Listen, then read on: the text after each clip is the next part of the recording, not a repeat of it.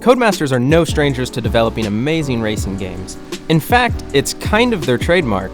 With a slew of successful driving series under their belt, like Colin McRae Rally/Dirt, F1, Toka Race Driver, and Grid, it's no surprise to anyone that Codemasters are held in high regard in the genre. In fact, the previous entry in the Dirt series, Dirt Rally 2.0, was nominated for many awards, but unfortunately wasn't able to quite clinch any of them. That being said, many gamers, myself included, were very hyped when Dirt 5 was announced earlier this year. With Dirt Rally being the new home for the series' traditional point-to-point rally stages with a gruelingly realistic physics system, it was refreshing to hear that Dirt 5 was going to follow in the footsteps of its arcadey older brothers, Dirt 2 and Dirt 3. This was especially welcome after coming off the heels of the confusing mess that was Dirt 4, a game which couldn't really decide whether it wanted to be a laid-back and fun head-to-head racer or a more traditional successor to the original Dirt. So now that I've been able to get my hands a little dirty with Codemasters' newest entry, it's only appropriate to ask if Dirt 5 can top the bar set by 2 and 3, or if it careens off the side of a cliff with all the grace of an understeered Group B monster. I should have taken the omission of the lowercase I in the series titles on this entry as a bad omen for what was to come, but I was pretty optimistic for what the team at Codemasters had whipped up, and was excited to see it for myself. Well, if you haven't figured it out yet by the title, Dirt 5 is largely a disappointing mess. I'm not entirely sure what happened here, especially when Dirt 2 laid out the blueprint so well on how to make this game a perfect arcade racer that stays true to its rally roots. Dirt 5 is a game that certainly has its merits, like an interesting car selection, some new race types, and a hugely addictive Trials and Trackmania-inspired Playgrounds mode, but the game struggles so much to capture what made Dirt 2 so great by having overly simplistic handling, uninspired track layouts, and one of the most basic solo careers I've ever seen in a racing game. So where did Codemasters go so wrong on a title that should have been so right? And what positives, if any, can be taken away from this less than stellar entry in one of off-road racing's most adored series? An easy place to start would be with the visuals. Before I go into the graphics, I want to take a moment to address Dirt 5's menus. Now, you might think I'm nitpicking to point out something so basic as the design of the interface, but I believe it's important to look at it to see the bigger picture here. Codemasters actually used to be pretty well known for having beautifully crafted menus in their games. You need to look no further than Dirt 1, 2, or 3 to see why either. These games had amazing aesthetic in the non-gameplay sections, which was something that seemed to shift later on in games like Rally, Rally 2.0, and 4. Now, Dirt 5's menus are certainly better than the awful tile system that Rally 2.0 used, and many other modern games seem to want to keep using, so I can't knock it there, but it's the shift away from that careful attention to detail that seems to be the commonplace theme here. Moving on, the first place I went to, being that I am an avid PC gamer, was the graphics setting tab. Yeah. How did we go from the vast selection of options in Dirt Rally 2.0 to this? Even though it's been added since, there was no VSync option at launch, which is bizarre for a game that is already notorious for its frequent screen tearing. On top of that, there is still no option to limit frame rate, and none of the settings really tell you what they're doing. I have no idea what levels of the graphics settings are using ray tracing and which are not, a setting I would like to turn off to save some GPU power because, well, quite frankly, this game is poorly optimized. Crashes and frame rate stutters were very frequent at launch, and although they have been cleaned up a bit, the stutters are still most certainly present, and I find myself having to close out the game entirely and restart it just to alleviate them. There's also a really peculiar glitch that makes the cursor constantly visible, which can get quite annoying if you forget to move it to the side before a race. So, apart from the performance issues, does the game at least make up for it by offering some pretty graphics? Well, mostly yes, with a little bit of no. Dirt 5 uses global illumination on all of its stages, which can look absolutely stunning during sunsets and nighttime sequences, especially with those ray-traced reflections in puddles and on vehicles. But where this technique suffers is during daytime. Much like the gameplay trailer for Halo Infinite from earlier this year, global illumination can often make foliage and trees look flat in general daylight, especially during overcast. Thankfully, a lot of Dirt 5's races showcase the beautiful nighttime lighting and one of my favorite aspects of the game, the different weather effects like massive lightning storms or blinding blizzards. It does suffer from some weird flickering and lighting pop-in occasionally, but otherwise this is where Dirt 5 really stands out. Although it seems to use a lot of console rendering techniques even on the PC version, It still is a very impressive visual spectacle, and I often find myself getting distracted and crashing because of these excellent graphics. Having beautiful visuals is great, but it means nothing if the game is lacking in content, and once again, Dirt 5 is quite the mixed bag. I absolutely love the Playgrounds mode, which is basically a create-a-track editor that you can not only make your own races in, but you can also head online and download any of the community's many custom tracks. This gave me a huge nostalgia for the countless hours I invested into the track creator in Trials HD back on the Xbox 360, and even reminded me a little of the park editors through the Tony Hawk series.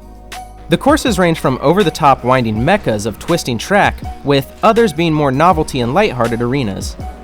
It's always so much fun to hop into someone else's creation and get a different and unique experience every single time, making it one of the game's absolute best features and one that adds a good amount of replayability. As far as the actual track list for the game goes, it's visually very diverse, with levels ranging from dense forests, lively stadiums, and snowy mountains, but the problem here is that apart from a couple standout locations, like the vertically tiered quarry, the vast majority of these environments feel more like backdrops for a host of races that all feel relatively the same. There are some race types like the Pathfinder and Gymkhana events that spice up the otherwise bland selection of head-to-head races, but these do not make up for the game's lack of interesting track design found in its main courses. I would have liked to see races that were designed specific around the strengths and weaknesses of different vehicle classes, but the overwhelming majority of maps feel like the type of car could easily be swapped, and no real difference would be made. While you're spinning tires on these maps, the game does utilize its fun Forza Horizon-inspired festival atmosphere on each one of the tracks very well. Instead of having the very energetic and upbeat soundtrack playing constantly through your speakers, the game actually implements a spatial audio technique where speeding through a map means you will only hear music when passing by a setup of speakers or a group of spectators. I wish this festival vibe would carry over into the career mode though, and while the atmosphere of races are unchanged, the career itself is pretty underwhelming. It's basically just a very narrow branching tree of events, none of which seem to have any rhyme or reason as to why you're playing them, and offers little to no context on what you're even working for. They tried to give it a bit of story, bringing in Troy Baker and Nolan North as well as the guys from the Donut Media podcast, but most of what they talk about is some arbitrary rivalry between racers AJ and Bruno Durand, which never really manifests into anything more than a shallow motivator for the career. It would have been nice to see this rivalry play out in the races, maybe having the characters banter with each other throughout the events, to give at least some kind of life to this mode. But at the end of the day, it's one of the most uninspired careers I've seen in a racing game as of late. Thankfully, there's more to the game than just the career mode, and multiplayer definitely puts some extra fuel in Dirt 5's tank. You have the typical online races, which are way more fun than racing the AI. However, where I expected multiplayer to truly stand out is with the party modes. These modes offer an Infection-style game called Vampire, a take on Capture the Flag named Transporter, and King, a mode that requires you to hold on to the crown for the longest time. I would have loved to tell you about these different modes, but ever since the initial early access, I have been completely unable to find a match for these, which is really disappointing because these game modes looked incredibly fun. I don't know if there's some kind of issue or if the PC player base is just that small and fed up with the game already, but it's shocking to say the least. As far as what you will be using to kick up mud on these tracks goes, the game offers a sizable array of vehicles to choose from. You of course have many of the rally staples like the STI, Evo, Lancia Stratos, and Peugeot 205, but there are also some more unconventional rides like an Aston Martin Vantage, an off-road Porsche 911, and for some reason a Cadillac Escalade? Now, unfortunately, there is no upgrade system here, so the performance you see is the performance you get. But you can choose from a rather small list of pre-made liveries, or make your own in the livery editor. The design tools featured here have been pretty heavily criticized for being too basic and not deep enough, but I personally like them. I find it fits the game's attitude a lot better than other systems, as you can create a design relatively easy, and it's a nice change for someone like me who has spent literal days obsessing over making designs in older Forza games. The editor gives you enough flexibility to create something unique without being overly burdening and complex, and I find this to be an excellent fit. It's disappointing not to see a return of Dirt 2's more subtle customizations though, like the dashboard and windshield toys, maybe in the form of something like drift charms or antenna toppers, but instead the only real personalization comes in the form of the new player cards. These festival badges ended up being essentially just some basic backgrounds that you can slap some stickers on a lanyard and call it yours. I do like that they brought back the nicknames from Dirt 2, which will show up on your card, and I was even able to use the same one I did in the previous entry. But apart from having a laugh at the more outlandish options, the nicknames are almost never utilized beyond this, other than when you first boot up and AJ greets you by your chosen moniker. There's a decent amount of content here to sift through, but with all of it feeling pretty half-baked, it might not hold your attention for as long as it intends. So, a varied but sometimes deficient selection of content is not always the end of the world. As with many of the previous entries in the series, it's not about the amount of substance, but the quality of the gameplay.